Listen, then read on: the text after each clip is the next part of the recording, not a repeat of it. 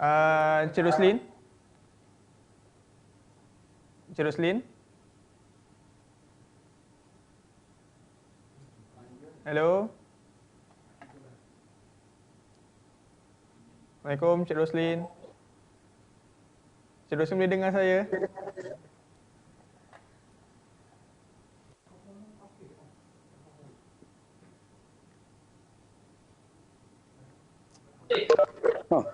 Encik Roslin boleh dengar saya?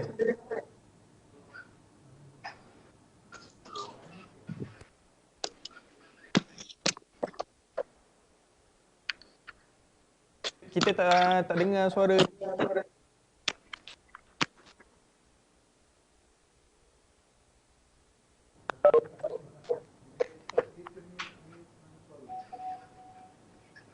Encik Roslin termute dekat video tu.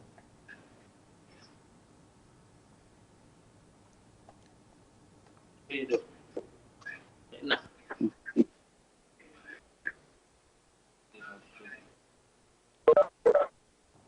Mana tu?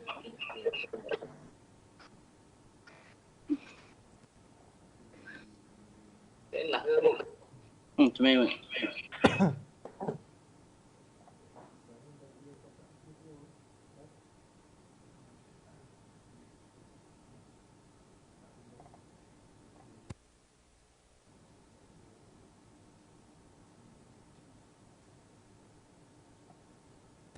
Assalamualaikum, tes. Encik Roslin? Encik Roslin ada di sana? Tes, Encik Roslin? Ya, dengar. Ada Ada. Okay, insyaAllah kita akan start dalam lebih kurang 30 saat lagi. Okay.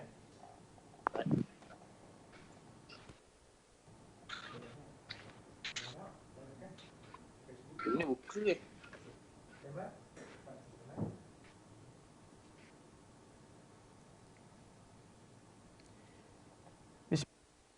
Assalamualaikum warahmatullahi wabarakatuh. Alhamdulillah.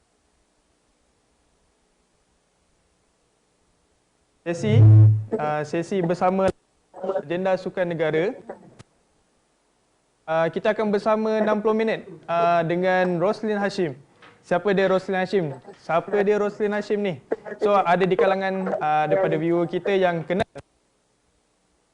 Ada juga yang masih tertanya-tanya siapa dia legenda negara ini.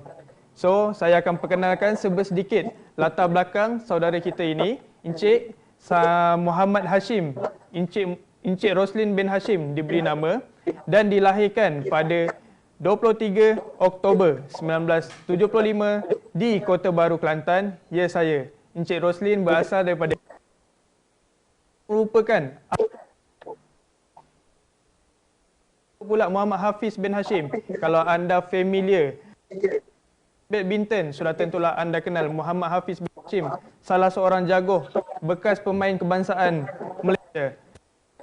Encik Roslin mempunyai akademi sendiri yang diberi nama sebagai RHBC, iaitu Roslin Hashim Badminton Club, di mana Roslin Hashim juga telah dikenali dan juga pernah diiktiraf sebagai nombor 1 dunia, bekas pemain nombor 1 dunia perseorangan lelaki. Jadi sama-sama kita nantikan siapakah itu Roslin Hashim, dan insyaAllah kita akan kupaskan banyak isu juga, pandangan Roslin Hashim, di mana kita akan teruskan dengan bual bicara kita selama 60 minit ini.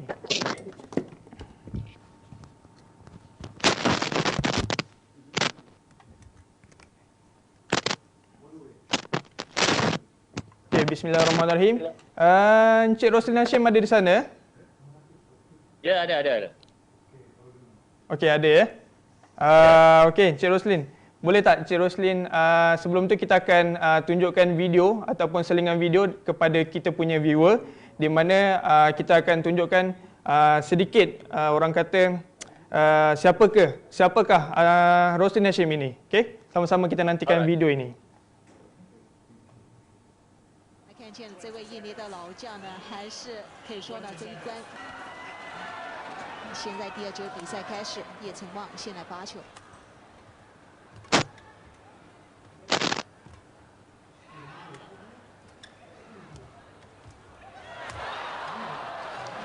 南超通过漂亮的这个往前的这个反拍勾对角，再来一次。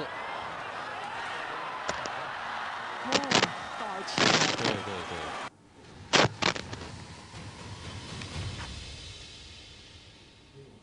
Yang paling saya rasa dalam karier saya, saya menjuarai Terbuka Jepun pada tahun 2001 dan selepas pada saya menjuarai, saya dinobatkan pemain nombor 1 dunia. Itulah memori yang sampai sekarang lah saya tak boleh lupakan. Pada awalnya saya tidaklah begitu fokus pada badminton ketika zaman kanak-kanak. Saya boleh dikatakan semua sukan saya main. Sehinggalah pada umur saya 12, kira 13 tahun baru saya fokus kepada badminton. Kalau dilihat ayah saya memang seorang pemain badminton, tetapi dia sebenarnya seolah tidak begitu memberi galakan sebenarnya. Kerana beliau seorang cikgu, beliau lebih kepada akademik. Tetapi saya lah yang memecahkan monopoli akademik dalam keluarga saya. Jadi mungkin di situ dia nampaklah saya punya keinginan. Ya, alhamdulillah. Di situ adalah selingan video daripada kita punya saudara kita, iaitu Encik Roslin Hashim. Jadi saya akan ceritakan sedikit pencapaian Encik Roslin Hashim, di mana beliau merupakan bekas jago persorangan lelaki badminton, di mana beliau pernah memenangi dan memegang kejuaraan title sebagai juara terbuka Belanda antaranya, dan juga terbuka Swiss, terbuka Jepun, dan juga merupakan salah seorang single Malaysia yang memenangi naib juara Piala Thomas, dan juga merupakan salah seorang pemain Malaysia yang menerima pengiktirafan nombor 1 dunia mengikut ranking Persatuan Badminton Antarabangsa pada tahun 2001. Jadi kita akan teruskan bersama live kita dengan Encik Roslin Hashim, di mana 60 minit ini kita akan berbual bicara apakah isu-isu yang berbangkit sepanjang pandemik di Malaysia ini yang melanda negara kita, apakah yang kesan-kesan yang terkena juga kepada atlet kita, jurulatih, dan apakah isu pandemik yang orang kata melanda pada diri kita, dan insyaAllah kita akan kupas dari masa ke semasa. Okey, Encik Roslin, boleh dengar saya? Boleh. Boleh ya? Boleh. Okey, alhamdulillah. Sihat Encik Roslin? Alhamdulillah sihat. Alhamdulillah sihat. Encik Roslin dah makan Encik Roslin? Sudah. Oh sudah, kalau belum tadi saya baru nak belanja makan. Kenapa selepas ni? Okey, santai Encik Roslin Bismillah. Yap. Sebelum tu saya minta, tadi saya dah perkenalkan diri dan juga perkenalkan sedikit latar belakang Encik Roslin. Apa kata Encik Roslin sendirilah. Kita nak dengar daripada orang sendirilah, orangnya Encik Roslin ni. Siapakah dia Encik Roslin ni? Kita cerita sikitlah siapa dia dan background dia. Okey, nama penuh saya Muhammad Roslin bin Hashim. Saya lahir di Kota Baru, Kelantan pada tanggal 23 hari bulan 10 1975. Dan saya anak kelima dari 10 adik-beradik. Main tu. Oh. Anak yang kelima, betul lah? Ya, anak kelima. Okey. So, Encik Roslin, kita akan berbual bicara selama 60 minit ini bersama saya. Boleh Encik Roslin? Boleh. Okey Encik Roslin. Soalan saya lah, sebagai pemain badminton negara, apakah perasaan Encik Roslin sendiri apabila pertama kali dipilih untuk mewakili negara kita ni? So, bukannya mudah, saya tahu. Jalannya memang agak berliku dan banyak stage-stage di mana kita perlu pertingkatkan diri, prestasi. Jadi, apakah perasaan Encik sepanjang bermula daripada kecil, kemudian develop diri, kemudian orang kata bangun dari stage ke stage untuk mewakili negara kita? Silakan Encik Hashim. Okey, sudah semestinya lah setiap impian ataupun cita-cita seorang atlet tu dia ingin mewakili negara, kerana dalam faktor sebegitu, apabila mereka barulah mereka dapat mengejar apa cita-cita yang mereka nak dalam kerjaya masing-masing. Seperti saya adalah cita-cita saya adalah nak jadi pemain nombor 1 dunia.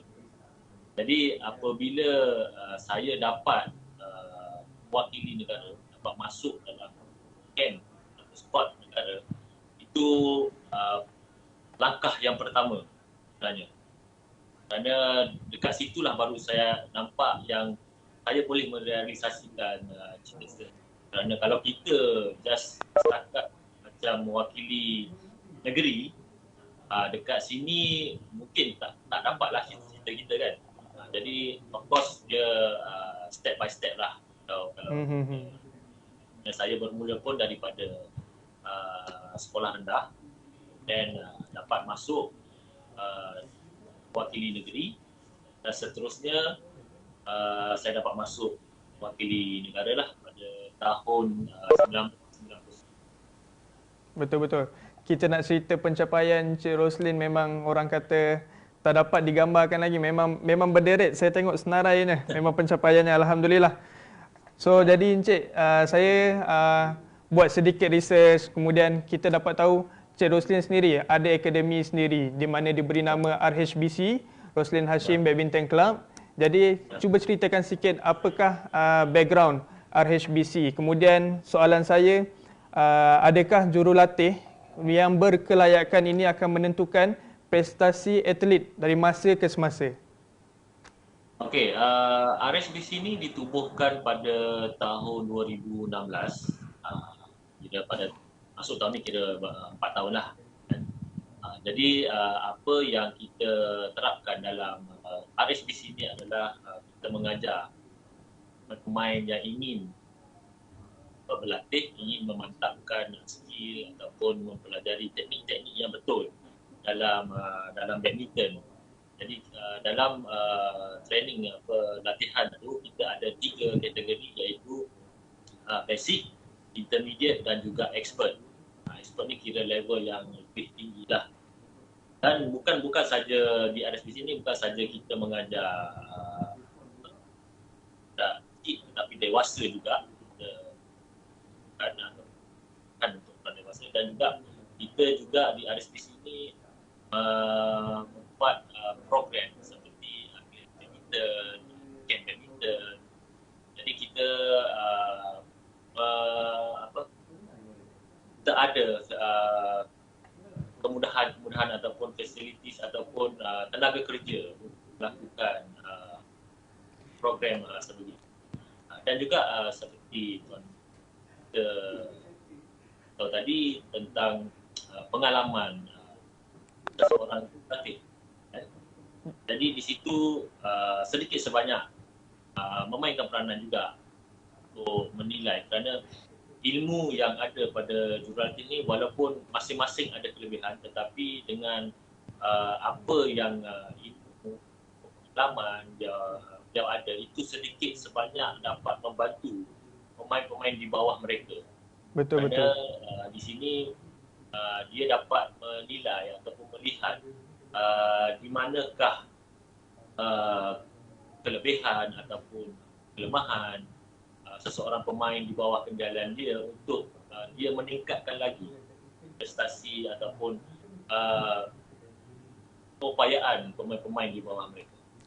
So dari orang kata dalam tempoh pandemik ini Encik Roslin, adakah RHBC sendiri terjejas dari segi latihan dan juga pemain-pemainnya? Jadi apakah yang dilakukan oleh Encik Roslin sendiri untuk orang kata improvise dan orang kata menetapkan bagaimanakah pemain ini akan statik? Maksudnya akan statik ni kita akan tidak menjatuh dia punya prestasi dia dari masa ke semasa, sebab kita sedar COVID-19 ini orang kata isu yang sangat hangat di bukan setakat di Malaysia tapi di dunia ini. So Malaysia antara yang menjadi mangsa dan terkena kesan dari segi ekonomi. Kemudian kita tengok dari segi sukan, banyak juga sukan-sukan yang dihentikan seketika.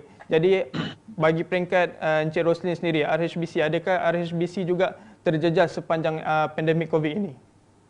Sudah semestinya terjejas kerana ialah seperti yang Maklum pandemik ni memang berkesan yang amat tinggi sektor-sektor dan sektor sukan juga kan. Di sini mungkin yang kita dapat ataupun saya dapat lihat, kalau dari segi terkesan tu sudah semestinya terkesan. Jadi Betul. apa yang kita lakukan adalah sebenarnya pada awal pandemik ni, COVID ni, memang kita tak boleh nak buat apa-apa pun. Selama 3 bulan, 4 Betul, bulan tu, pada awal pandemik ni memang bagi saya sebagai pemilik akademi agak boleh dikatakan buntu. Kita tak tahu apa nak buat. Tapi alhamdulillah apabila kerajaan membenarkan sektor sukan ini boleh dilakukan, tetapi mengikut SOP yang ditetapkan, kita dapat lakukan kembali aktiviti ataupun latihan. Tapi kalau saya lihat dari segi sudut melihat prestasi pemain-pemain ni sebenarnya agak sukar kerana walaupun kita menjalani latihan tetapi tidak ada kejohanan, kita agak sukar untuk menilai Betul, Encik. performance ataupun prestasi pemain. Kerana dengan tournament itu kita dapat menilai maksudnya persediaan mereka, performance mereka, prestasi mereka. Tetapi kalau hanya sekadar dalam latihan itu agak sukar. Tetapi kita tetap meneruskan latihan kerana itu untuk kemungkinan bagi contoh, katalah COVID ni dah berkurangan. Jadi apabila tournament tu boleh dilakukan, kita dah bersedia. Pemain-pemain RSBC ni dah bersedia untuk main. Tak adalah maksudnya kita last minute nak buat preparation apa semua. Betul, Encik. Itu saja yang saya boleh bagi kata-kata tibet lah kepada. So, dari segi prestasi pemain tadi Encik Roslin telah kupas di mana memang betul di mood COVID ni kita susah. Orang kata nak menilai atlet-atlet kita, prestasi atlet, sedangkan kita memerlukan persediaan yang memang orang kata sangat cukup, kemudian sangat kental sebelum menghadapi ataupun mewakili sesebuah kelab ataupun kelab, kemudian persatuan, kemudian negeri ataupun mewakili negara sendiri ke peringkat yang lebih tinggilah. So jadi orang kata, apakah pengalaman Encik melalui sepanjang pandemik ini? Maksudnya selain daripada isu badminton ni, selain isu badminton, apakah benda yang orang kata menjejas perjalanan Encik sepanjang tahun 2020 ni? So orang kata tahun depan akan ada 2020S, betul ke Encik? So apa komen tu Encik? So orang kata 2020 ni orang kata macam tu je, berlalu pergi. Macam mana tu? Yalah, kita dapat merasai momen-momen tu macam atlet ni sampai bulan 2 je kan. Betul. Itu je yang kita dapat merasa pada tahun ni. So sebenarnya kita ambil ni sebagai lah apa yang berlaku kan. Ambil iktibar apa yang berlaku pada tahun ni. Kita pun memang harapkan pandemik ni kalau kita nak cakap dalam waktu yang terdekat ni memang sukar. Betul. Sukar kerana kita masih lagi, kita baru je dengar dapat vaksin kan. So tapi walaupun ada, kita tak tahu berapa lama akan selesai. So dengan keadaan yang situasi yang kita lalui sekarang ni, perjalanan hidup kita harus diteruskan kan. Kalau dari sudut terjejas, selain daripada badminton adalah sumber pendapatan lah. Kerana kalau itu kan sumber pendapatan saya 100% melalui RSBC. Itu yang apabila startnya pandemik pada awal tu, bulan 3 sampailah bulan 6, bulan 7, itu agak terkesan tu. Kerana tak tahu sumber mana lagi kita nak cari kan. Kerana yalah, sukan semua dah masih lagi tak boleh apa semua kan. Jadi cuma saya ada buat inisiatif lain lah untuk mendapatkan sumber-sumber income tu dalam waktu PKP awal. So dari segi Memang betul, daripada awal bulan 3 saya juga turut meresai Encik Roslin. Saya merupakan Majlis Perwakilan Pelajar UNIZA dan juga turut meresai PKP awal-awal ni pada bulan 3 kalau tak salah saya, betul bulan 3 sehingga bulan 6, lebih kurang kita hampir 3 ke 4 bulan lah. So dalam tempoh tu juga kita kat sini pun orang kata terjejas dari segi pembelajaran, kemudian ekonomi. Saya memang nampak dari segi pembelajaran ni memang sangat terjejas sebab kita sendiri pun orang kata norma baru. Kita belajar secara online sekarang. Sebab tu kita pun sekarang temu ramah secara online. Kita tak dapat nak temu ramah, saya orang kata terkilan jugalah. Tak dapat orang kata bersuah muka secara fizikal dengan Encik kan. Siapa tak kenal Encik? Saya memang selalu follow up lah tentang isu-isu badminton ni. Jadi Encik, apakah orang kata inisiatif? Mungkin ada inisiatif luar bukan daripada Encik sendiri ke ataupun daripada Encik sendiri, inisiatif daripada kerajaan ke yang orang kata membantu pelajar ataupun orang kata bakat-bakat baru ni untuk menonjol dalam sukan badminton ini. So Encik, pada pandangan Encik lah, hujah-hujah yang dilontarkan, bagaimanakah pelajar-pelajar ini ataupun bakat-bakat baru ni akan dicungkil dan kemudiannya boleh develop untuk menjadi pemain kebangsaan pada masa akan datang? Okey, kita ada beberapa inisiatif yang dilakukan oleh pihak Kementerian Belia dan Sukan untuk membantu persatuan-persatuan atau klub di luar sana yang terjejas dengan COVID ni. Jadi di situ sedikit sebanyak dapat membantu pihak klub pun persatuan untuk bergerak walaupun dalam keadaan COVID. Kita cuba melakukan yang sebaik mungkin lah. Tapi bagi saya itu adalah satu inisiatif yang amat baik dalam waktu-waktu yang orang cakap ni kritikal lah kan untuk sukan ni kan. So kita juga RSBC juga berterima kasih kepada pihak kerajaan kerana dengar kita punya luahan kerana terjejasnya dengan COVID ni. Jadi kita juga boleh dengan inisiatif yang dibagi oleh pihak-pihak kerajaan ini, kita sedikit sebanyak dapat mencari lagi bakat-bakat yang bagi saya masih ramai luar sana dan masih ramai juga yang bersemangat untuk mereka merealisasikan lah apa yang mereka nak dalam kerjaya masing-masing. Jadi ini sedikit sebanyak juga memberi semangat juga kepada saya sebagai pemilik kelab untuk bersama-sama lagi banyak bakat-bakat baru di luar sana yang sentiasa menunggu kita untuk pergi ke tempat mereka untuk buat pemilihan. Baik, Encik.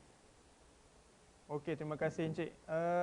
Saya nak tanya jugalah, bagaimana orang kata kita nak mencari ataupun bakat-bakat daripada di kalangan wanita sendiri. Kita sedar kita punya prestasi pemain kita di mana persorangan wanita dan juga double wanita agak orang kata bukan tak balance. Saya tak nak cakap macam tu sebab siapakah saya nak menilai macam tu, tapi kita boleh tengoklah dari segi kejayaan demi kejayaan.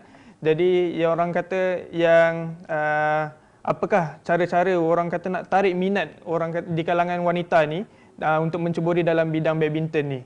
Sebab saya rasa orang kata kita nak duduk setanding dengan negara-negara yang orang kata terkenal dalam sukan arena badminton ni, di mana China dan juga Jepun, Korea, di mana mereka ni antara mereka orang kata tak asing lagi dalam sukan badminton di kategori wanita.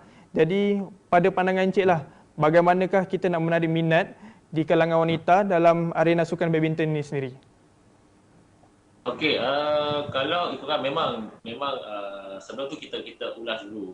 Memang kita agak ketinggalan jauh daripada negara-negara lain. Di Malaysia,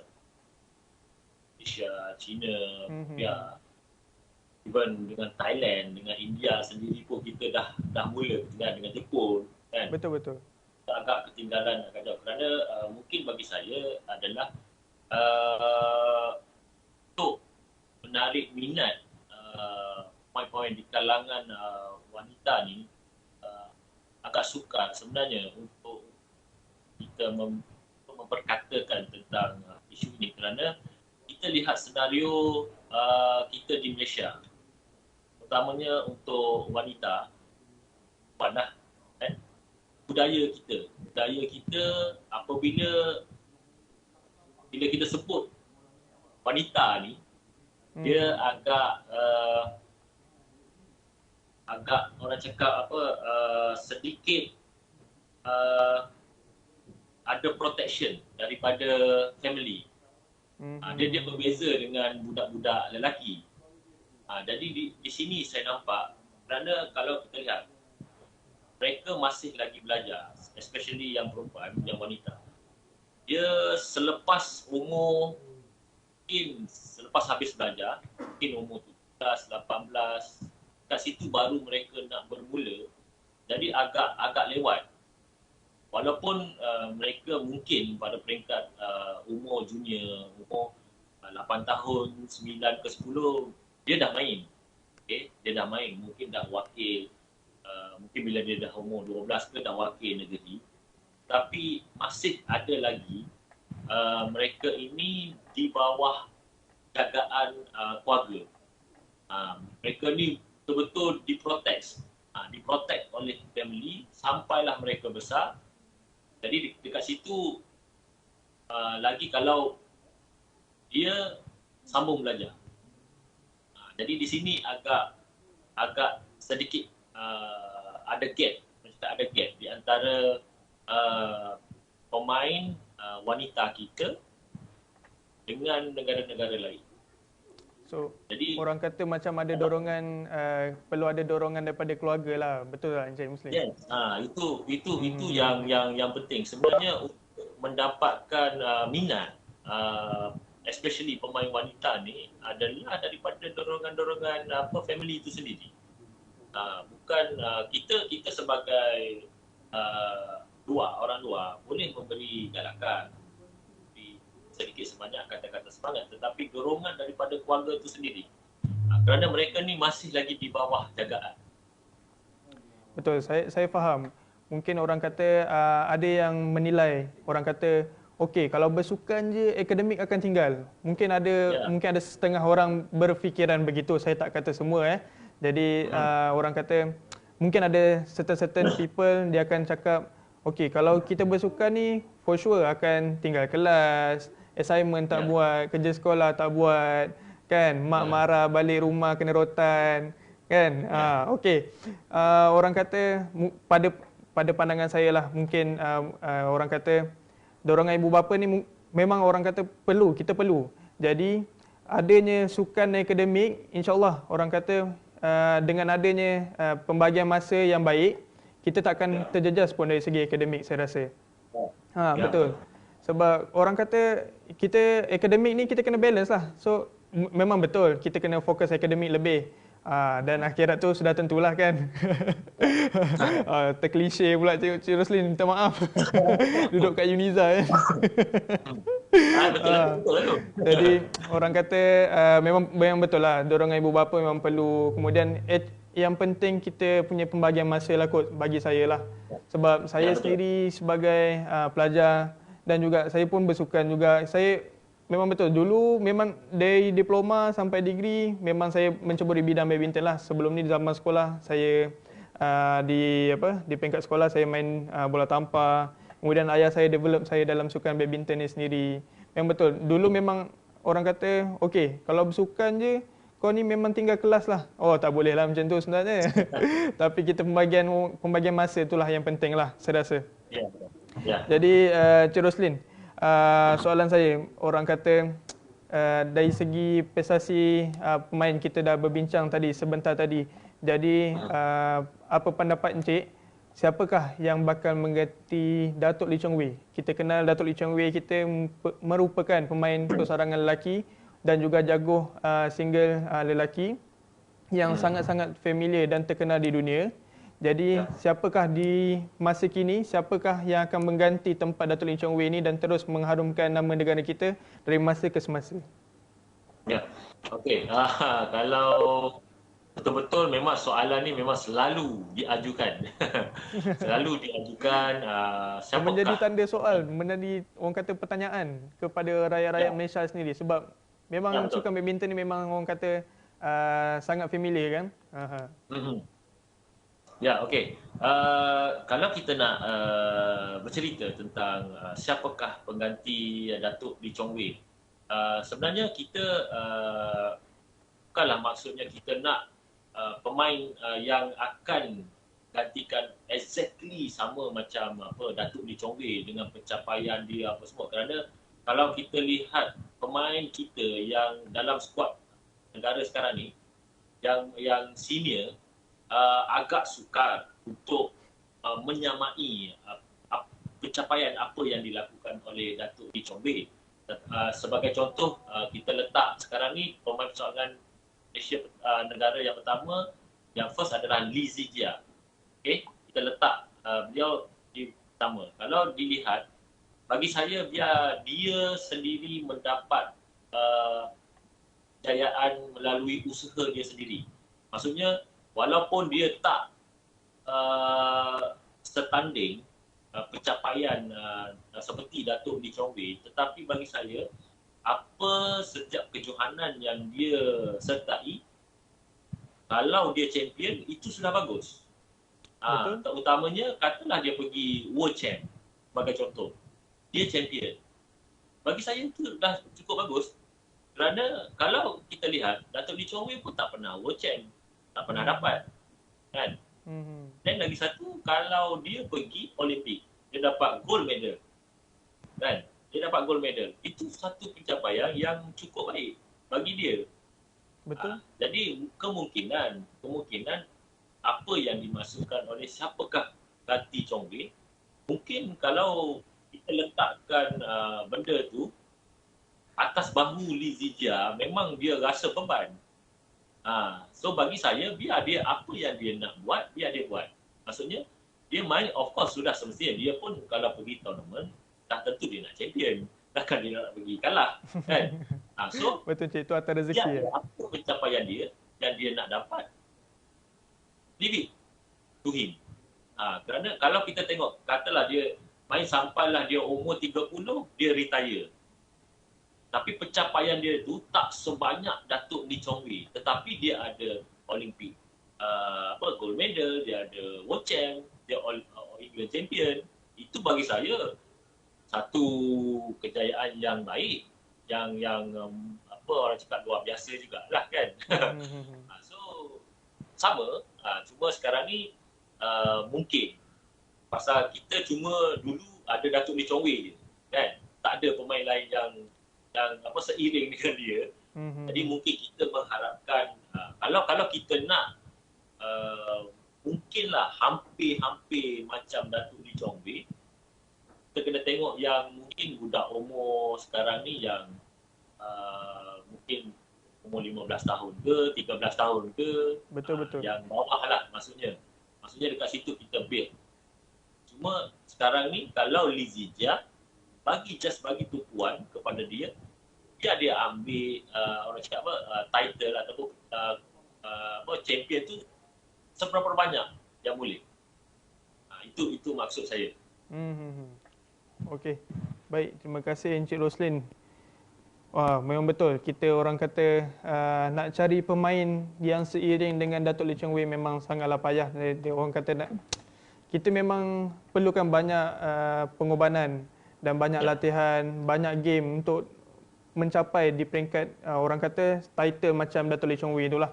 Jadi sebagai jurulatih di RHBC dan juga orang kata mungkin coaching-coaching daripada luar, coach-coach luar persatuan, kemudian kelab badminton di luar juga. Apakah orang kata adakah latihan para atlet ni tetap diteruskan pada waktu pandemik ini? So orang kata tidaklah ketinggalan, maksudnya tidak duduk santai saja, perut makan je membulat orang kata Encik Roslin Itulah saya pun kat sini pun membulat Encik Roslin. Sama. Jadi apakah orang kata latihan masih diteruskan, dan jika diteruskan apakah latihan-latihan yang masih diteruskan di waktu pandemik ini sendiri? Okey, sebagai seorang pemain, mereka harus faham apa position mereka. Mereka sebagai seorang pemain sudah tentu dalam waktu-waktu yang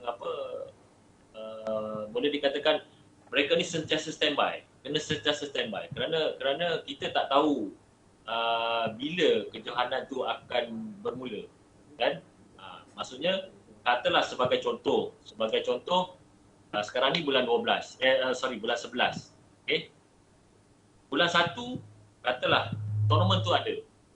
So at least sekurang-kurangnya mereka ni dah menjalani latihan, okey, menjalani latihan. So tak adalah mereka ni last minute, maksudnya dalam bulan 12 tu baru nak buat preparation. Jadi agak terlambat dekat situ. So apa yang mereka lalui sekarang ni, latihannya seperti biasa, okay, untuk mendapatkan fitness, untuk betulkan teknik-teknik dan juga skill. Itu kita pihak RSBC kita masih kekalkan corak latihan yang seperti yang kita lalui sebelum pandemik.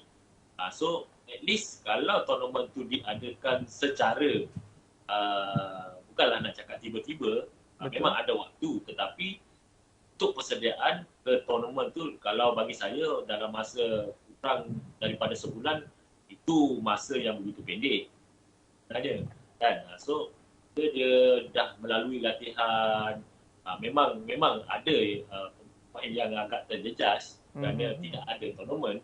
Tapi ialah kita ni sebagai jurulatih harus memberi kata-kata semangatlah, memberi motivasi kepada pemain supaya jangan terlalu terus give up, kan? Sebab of course dengan keadaan sekarang kita sendiri pun boleh merasai benda tu, tapi kalau kita sebagai leader tunjuk kelemahan pada anak-anak buah kita, itu satu contoh yang orang cakap kurang sihat lah, kan? Tak sesuai lah. So kita as a leader, kita kena kuat. Barulah kita punya pengikut ni, anak-anak ataupun yang di bawah kita ni akan bersama-sama naik. Okey, baik. Terima kasih sekali lagi pada Encik Roslin. Memang betul lah kita orang kata dari isu pandemik ni memang banyak, sangat-sangat banyak benda yang terjejas daripada segi latihan, kemudian prestasi pemain. Kita payah nak menilai daripada segi mental, fizikal, sebab kita tak berada dengan mereka orang. Selalunya kita berada secara fizikal. So kita tahu prestasi pemain ni macam ni, pemain ni macam ni, kan? So orang kata apakah platform sebagai coaching platform, orang kata untuk terus menghubungi para atlet ni. Orang kata tidaklah lost contact, kita sentiasa remind diorang. So latihan macam ni, okey latihan macam ni. So orang kata platform apa yang digunakan oleh Encik Roslin, ataupun mungkin Encik Roslin dengar daripada sebelum ni coaching lain ke, okey platform ini digunakan untuk kekal berhubung dengan para atlet pada waktu pandemik ini sendirilah. Okey. Okey, selalunya kita gunakan Zoom, aplikasi Zoom, platform Zoom untuk kita pantau lah, kan? Kita pantau pemain-pemain yang berada di luar kawasan, untuk yalah, walaupun bukan secara fizikal pertemuan, tetapi melalui video platform Zoom tu kita sedikit sebanyak dapat memantau. Dan then saya juga sentiasa keep in touch dengan setiap pemain. Kita bertanya khabar macam mana keadaan, walaupun sekarang ni memang dibenarkan untuk jalani latihan, tetapi pemain-pemain yang berada di luar kawasan, kerana yalah, kita masih lagi dalam situasi PKPB, daerah pun tak boleh semua, kan? Walaupun yalah boleh dapat kebenaran daripada pihak berkuasa, tetapi latihan ni kita melakukannya setiap hari. Jadi agak sukar lah sebenarnya. Bagi saya benda tu tidaklah menjejaskan terlalu banyak prestasi pemain, kerana kita juga masih lagi memantau mereka walaupun dengan menggunakan platform yang agak baru bagi kita, tapi pemain-pemain yang boleh yang berada di kawasan yang latihan tempat ataupun dewan yang kita guna. Betul Encik. Apa ni orang kata norma baru ni memang perlu diterapkan lah. So daripada kita tak menggunakan platform Zoom ke Webex ke ataupun belajar secara online, tapi sekarang ni kita belajar semua secara online. Kemudian meeting pun secara online, apa semua. Mask perlu dipakai. Jadi satu orang kata benda barulah kepada diri kita sendiri dan juga pada orang kata orang di luar sana. Orang kata bagaimanakah kita nak jaga kesihatan, bukanlah orang kata nak jaga kesihatan, maksudnya kita nak kekal maintain. Apakah pendapat Encik lah, pandangan Encik sendiri tentang kes yang meningkat naik sehingga kita sekarang ni berada dalam tempoh PKPB sehingga awal bulan 12 nanti. Jadi adakah orang kata rakyat Malaysia sendiri tidak memandang orang kata memandang rendah terhadap pandemik COVID ini sendiri sehingga berulang kali kes meningkat sehinggalah kita ke orang kata stage ini di mana kita dalam tempoh PKPB ini. So orang kata pendapat Encik sendiri, apakah inisiatif ataupun wajarlah kepada warga-warga Malaysia ini, orang kata apakah yang perlu dibantu ataupun perlu di-follow untuk mengurangkan kes-kes, kemudiannya kita orang kata fight terus COVID-19 ni. Macam mana tu Encik? Bagi saya ialah memang kerajaan mengeluarkan SOP yang harus kita ikutlah. Betul. Kerana seperti yang kita tahu, KKM mengeluarkan SOP yang kerana mereka lebih mengetahui isu ini, bagaimana untuk kita sebagai rakyat mengatasi untuk mengurangkan kes ni. Kerana seperti yang kita tengok sekarang pun macam jelah secara individu, secara personal saya pun agak risau juga bila melihat kes dengan 4 angka dah beberapa hari tu masih lagi dengan 4 angka sekarang. Jadi walaupun kita sebenarnya dah hampir untuk mengurangkan, kita pernah berada di 1 angka sebelum ni. Betul. Tetapi secara mendadak kes tu dah mula naik. Ada sedikit sebanyak mungkin kesilapan daripada kita juga, maksudnya rakyat juga yang bukan semua rakyat boleh mengikut SOP kan. Ada kadang-kadang kita dengar kita tak boleh menghukum semualah orang kata. Yang main langgar je kan. So, tak boleh pukul sama rata Cik Roslin tak boleh pukul sama rata kita jangan pukul sama rata sebab yang ikut tu ada yang ikut kan. Yang ikut SOP tu semua seperti saya lah. Allah.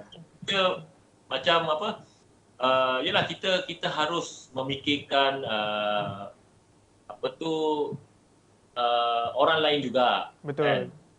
Kerana seperti yang kita tahu, benda ni terkesan banyak pihak kalau kes ni semakin tinggi. Ya, saya, betul. Jadi dekat sini kita harus memikir itu yang bila kita dapat lihat hashtag kita jaga kita kan. Maksudnya bila kita menjaga diri kita akan jaga orang lain. Ya, betul. Bukan diri kita sahaja kan, tetapi untuk orang lain. Kita harus fikir bagaimana susah payahnya frontliner kan, yang bertungkus lumus pagi, petang, siang, malam, tak boleh katakan rehat pun tak cukup. So kita jangan fikir diri kita sahaja kan, kita kena fikir juga bagaimana susah payahnya. Kita memang fikir kita rasa susah kerana sumber pendapatan tak ada yang terkesan dengan kena buang kerja lah, kena bagi cuti tak apa, gaji, so macam-macam. So benda-benda ni yalah bukanlah nak pukul rata, tapi mana yang degil ni cuba fikir baliklah kan. Jangan menyusahkan lagi lah. Itulah Encik, orang kata di mana apa? Sepanjang tempoh PKPB ni kita tengok barulah rakyat Malaysia nak mendengar ataupun nak follow SOP-SOP yang ada. Sebab memang betul kita terjejas sebab tak follow SOP je sebenarnya. Kita boleh sebenarnya melawan COVID-19 ni. Encik, apakah orang kata inisiatif daripada orang luar, maksudnya bukanlah daripada persatuan-persatuan badminton sendiri, maksudnya penerimaan orang luar terhadap sukan badminton ini di sepanjang mood COVID ni lah orang kata. So tak naklah orang coach saja yang ambil berat tentang sukan badminton. Orang luar, macam mana tanggapan orang luar terhadap sukan badminton ni sepanjang pandemik COVID ni? Sebab dekat sukan-sukan ni bukan setakat sukan badminton je. Sukan-sukan lain juga terhenti sebab mood COVID ni dengan penangguhan dari setahun, kemudian daripada sebulan, kemudian pergi ke 3 bulan, PKPB pula, kemudian setahun. Jadi orang kata inisiatif orang luar untuk membantu pihak-pihak yang orang kata pihak-pihak yang ada dekat Malaysia ni untuk terus meningkatkan prestasi player dari masa ke semasa. Okey, kalau dari pihak luar mungkin mereka juga mengalami kesukaran, okey, Betul. untuk membantu kerana yalah sebagai contoh sponsor. Sponsor sendiri Encik. Macam produk-produk, barang, sukan kan. Mereka willing to help sebenarnya. Tetapi dalam keadaan yang sekarang ni tidaklah bantuan tu tidaklah sehebat ataupun sebanyak sebelum pandemik. Kerana mereka juga orang yang bisnes. Okay? Jadi bisnes mereka pun memang terjejas teruk. Cuma mungkin kalau ikutkan sales dia orang pun dalam Malaysia sendiri pun agak terjejas. Jadi mereka agak sebenarnya agak keberatan untuk membantu kerana yalah bukanlah maksudnya yalah dari segi keuangan kan, mungkin dari segi equipment bagi saya tak ada masalah untuk mereka membantu, tapi mungkin dari segi keuangan financial untuk membantu kelab ataupun mungkin di situ agak susah, sedangkan akademi ataupun kelab memerlukan juga keuangan tu kan untuk meneruskan program-program ataupun aktiviti kelab dan juga akademi.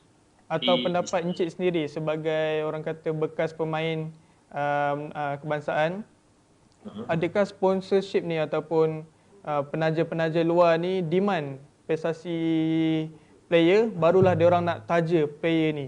So macam contohnya sekian-sekian penaja, okay, you all kena di peringkat sekian-sekian, barulah kami akan menaja player ini ke peringkat yang lebih tinggi lagi. Adakah sponsorship meminta sebegitu ataupun sebaliknya? Okey, sebenarnya dia ada term and condition dia dalam kontrak lah kan. Dia ada term and condition ataupun perbincangan kita dengan pihak penaja.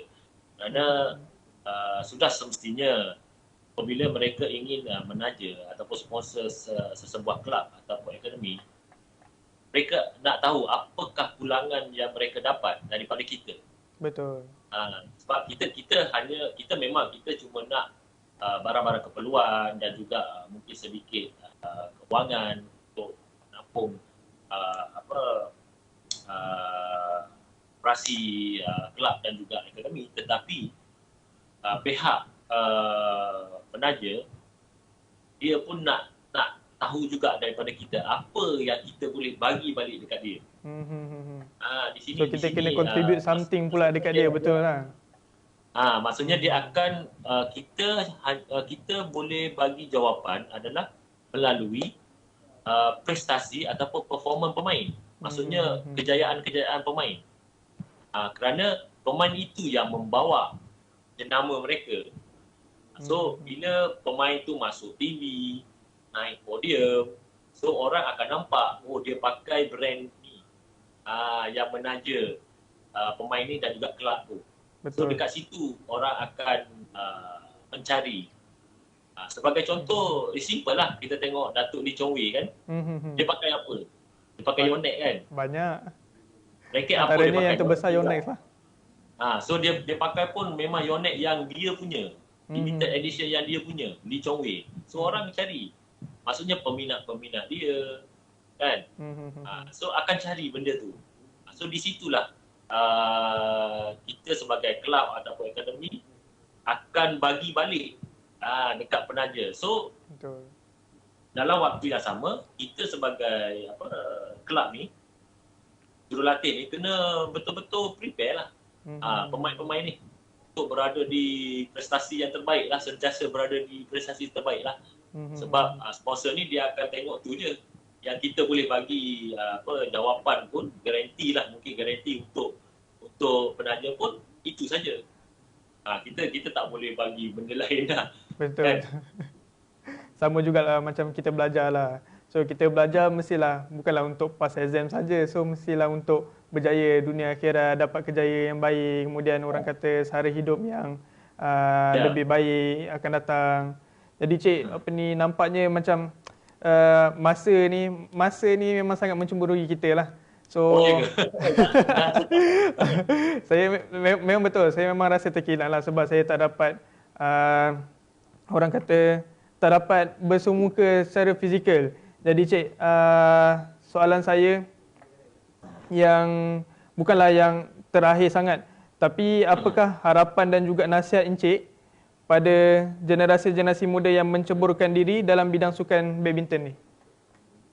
Okey, untuk pemain-pemain muda ataupun pemain-pemain yang baru minat dengan badminton, teruskan usaha ataupun cita-cita. Jangan cepat putus asa. Kerana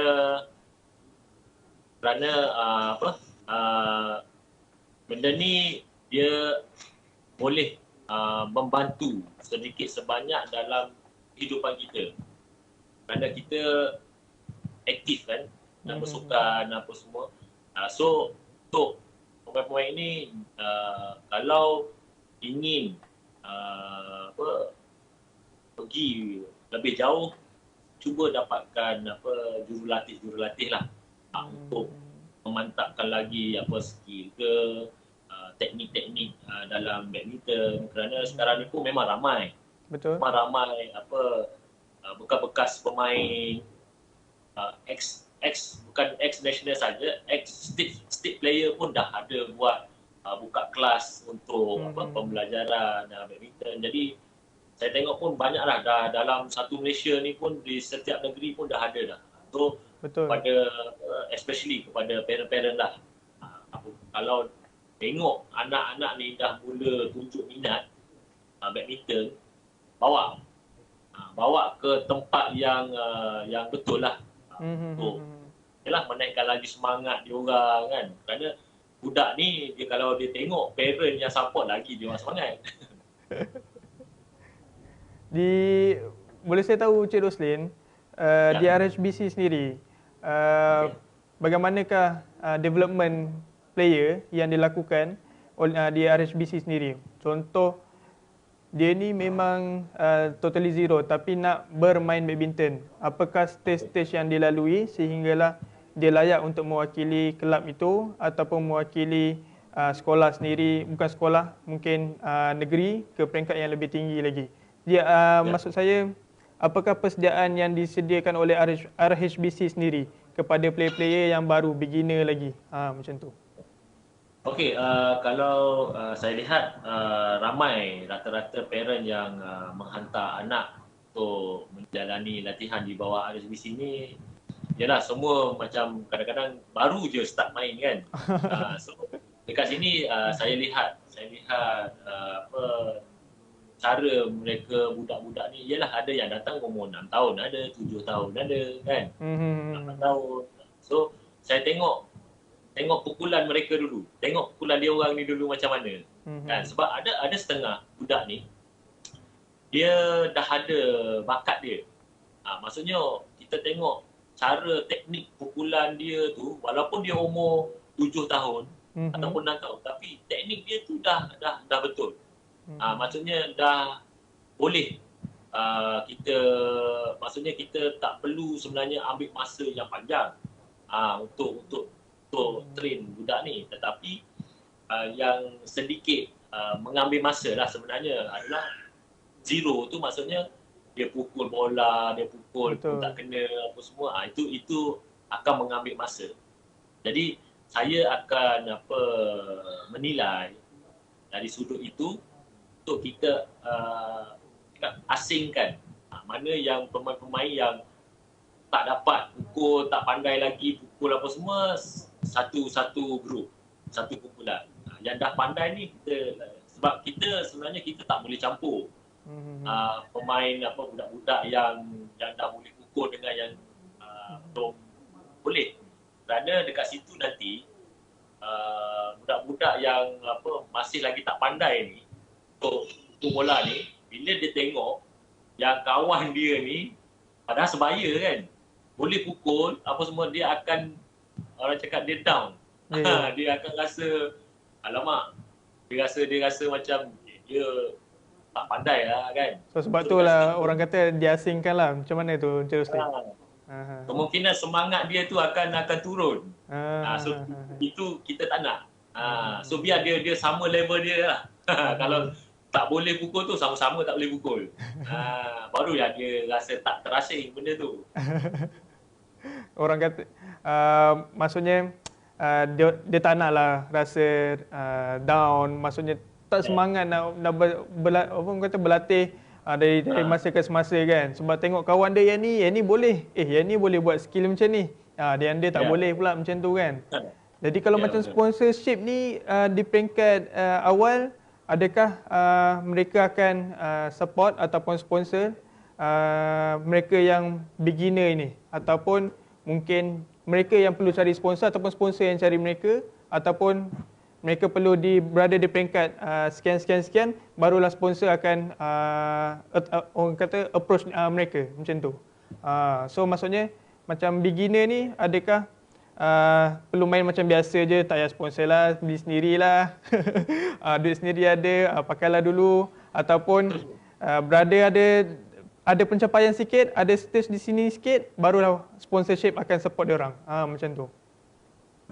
Dia sebenarnya terpulang kepada pihak pengurusan, pengurusan kelab, akademi, berbincang dengan sponsor. Ada setengah sponsor ni dia hanya sponsor atas individu sahaja. Dan ada sponsor yang okeylah, kita sponsor satu tim, maksudnya satu akademi. So kalau satu akademi, bukanlah maksudnya kita ambil kesemua pemain-pemain dalam akademi tu. Contohnya katalah budak-budak kecil yang baru masuk join tu, yang sponsor tu pun nak sponsor. Betul. Tu, so selected lah. Kerana budak-budak ni yang kecil-kecil ni yang baru start main ni berapa puluh orang ramai kan. So selalunya pihak penaja ni dia akan tengok, dia akan tanya, okey, kita dalam akademi ni ataupun kelab ni ada berapa pemain elite, contoh dia kan. Katalah kita cakap ada 5 orang, itu kita deal lah dengan dia, persetujuan tu dia nak sponsor ke atau tak nak, macam mana. Ataupun dalam 5 orang tu mungkin dia nak sponsor individu, mungkin 2 orang. Betul. So kalau persetujuan antara kelab dengan sponsor, dia cakap okey, kita boleh sponsor dengan untuk kelab dan juga yang 5 orang ni. Maksudnya pihak pengurusan kelab kena memainkan peranan yang baiklah dengan penaja ni. So ada agreement lah sebelum sponsor. Ada. So agreement, okey, player ni barulah orang kata boleh sponsor player tersebut lah. Jadi Cik, kita punya masa ni memang sangat mencemburui kita nampaknya. Saya harap insya-Allah Encik saya rasa kalau ada Kalau ada masa yang terluang, saya inginlah berjumpa Encik secara fizikal. InsyaAllah. Mungkinlah boleh ke insyaAllah. RSBC sekali ke, kan, turun satu hari. Sama-sama kita doakan semoga COVID ni turunlah, kes ni InsyaAllah, turun. insyaAllah. Memang sangat-sangat orang hari-hari kita mendoakan agar kes ni meningkat, meningkat pula, menjatuhkan. Sebab kita sekarang ni mencecampak angka dah ni kan. Daripada satu angka dulu kita mencecampak angka, naik secara mendadak. Allahu Akbar. Okey Encik, terima kasih banyak kerana bersama kami hari ini selama 60 minit dalam Bual Bicara Legenda bersama Legenda. Jadi Encik, InsyaAllah kita akan keep in touch. Kalau boleh Encik kalau boleh. InsyaAllah. InsyaAllah. jangan lost contact lepas ni. InsyaAllah. Kalau ada masa terluang lagi kita akan berbual bicara.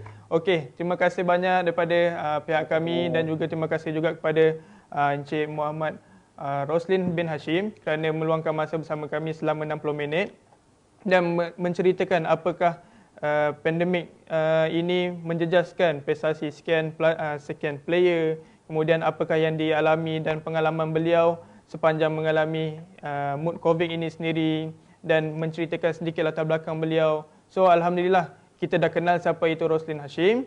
InsyaAllah pada masa akan datang kita akan bertemu lagi dalam Bual Bicara bersama kita punya legenda-legenda negara. InsyaAllah kita akan jemput banyak lagi insyaAllah dan antaranya kita akan jemput player-player lain juga. Kemudian kita akan jemput mungkin juga coaching insyaAllah. InsyaAllah. Ya, Okey Encik. InsyaAllah. Ya. Terima kasih Encik. Ya. Sama-sama. Okey, Terima Encik. kasih juga kepada Pusat Sukan Unisda kerana sudi menjemput saya. Alhamdulillah. Okey Encik, terima kasih banyak Encik daripada saya. Okey, insyaAllah kita bertemu lagi di masa akan datang insyaAllah. Okey, sekian daripada saya. Assalamualaikum warahmatullahi wabarakatuh. Waalaikumsalam warahmatullahi wabarakatuh.